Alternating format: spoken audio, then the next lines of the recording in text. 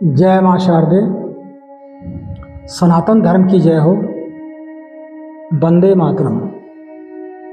मैं अब आपको गोचर से यानी चंद्र राशि से या आपकी जो राशि बोली जाती है, इसको आप राशि कहते हैं कि हमारी फला राशि है, लेकिन ये राशि जन्म के समय नक्षत्र देख करके जो बताई जाती असली राशि वही है। नाम की राशि को का महत्व नहीं है। नाम का राशि का महत्व नौकरी चाकरी बात व्यवहार बिजनेस वगैरह में उसका इस्तेमाल किया जाता है। इसलिए चंद्र राशि से चंद्रमा अगर आपके राशि पर है तो चंद्रमा से पंचम भाव में जो ग्रह बैठा होगा वो चंद्रमा के लिए नकारात्मक प्रभाव पैदा करेगा, यानी चंद्रमा के शुभत्व को नष्ट करेगा। अगर चंद्रमा द्वितीय भाव में बैठा है तो पहले भाव में, उसके पहले भाव में जहाँ पर चंद्रमा बैठा हुआ है, दूसरे भाव में बैठा है तो उसके पीछे माने लग्न में बैठा हुआ या लग्न राशि में बैठा हुआ चंद्रमा उसके नकारात्मक प्रभाव देगा। यानी कि चंद्रमा दूसरे भाव में शुभ होता है तो वो अच्छा फल नहीं माना जाता है अगर उसके पीछे की राशि में कोई दूसरा ग्रह बैठा हुआ है। इसी प्रकार चंद्रमा अगर तीसरे भाव में बैठा है तो नवम भाव यानी भाग्य भाव में बैठा हुआ ग्रह चंद्रमा पर वेदात्मक प्रभाव डालेगा, उसके शुभत्व को नष्ट करेगा। इसी प्रकार अगर चंद्रमा चतुर्थ भाव में बैठा है तो तीसरे भाव में बैठा हुआ ग्रह उसके दोष को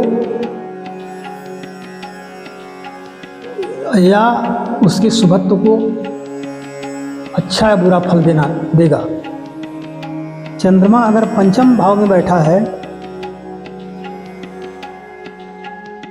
तो छठे भाव में जो ग्रह बैठा हुआ है वो चंद्रमा के प्रभाव को समाप्त करेगा, तदनुसार अच्छा या बुरा फल देगा।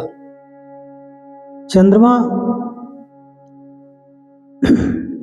अगर छठे भाव में बैठा है राशि से तो राशि से 12वें भाव में बैठा हुआ ग्रह चंद्रमा के प्रभाव को नष्ट करेगा।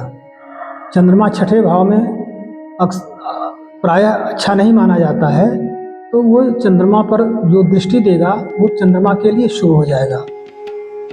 चंद्रमा अगर सप्तम भाव में बैठा है,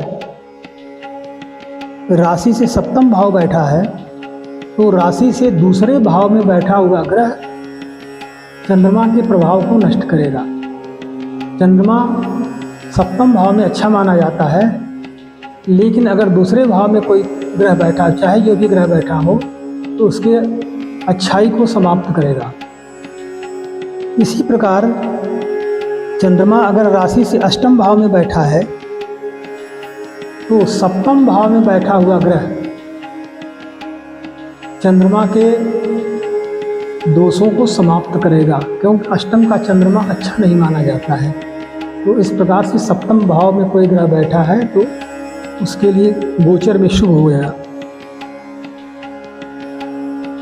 पुनः अगर चंद्रमा नवम भाव में बैठा है राशि से तो दसम भाव में बैठा हुआ ग्रह चंद्रमा के लिए घातक साबित होगा, यानी कि चंद्रमा अच्छा फल नहीं देगा। जबकि भाग्य में चंद्रमा अच्छा फल देता है, तो इसको ये ना मान लें कि अरे वाह चंद्रमा तो भाग्य में आया, हमारा बहुत अच्छा होगा। लेकिन अगर दसम भाव में राशि से कोई ग्रह बैठा है तो चंद्रमा उसका अच्छा फल नहीं देगा। चंद्रमा अगर दसम भाव में बैठा है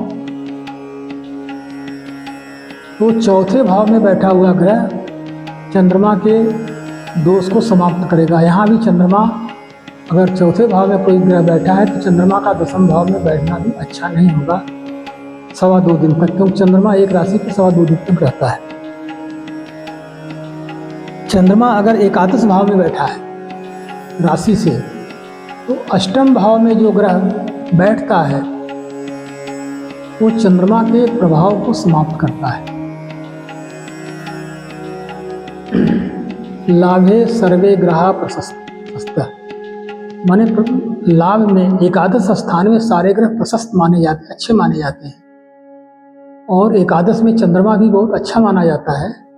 लेकिन चंद्रमा अगर एकादश भाव में गोचर में गया है और अष्टम भाव में कोई ग्रह बैठा हुआ है तो चंद्रमा के दोषों को समाप्त करेगा, चंद्रमा के अच्छाई में बाधा उत्पन्न करेगा और बाधक होगा। चंद्रमा अगर 12वें भाव में बैठा है राशि से तो 11वें भाव में बैठा हुआ ग्रह चंद्रमा पर वेदात्मक प्रभाव डालेगा। तो इस प्रकार दोस्तों, हमने आपके जन्म पत्री में दिखाते समय इन ग्रहों के नाशात्मक और शुभत्व प्रदान करने वाले तथ्यों को भी ध्यान में रखना चाहिए। इस प्रकार हम आपको अगले एपिसोड में मंगल के बारे में बताएंगे। तब तक के लिए धन्यवाद। जय मां शारदे।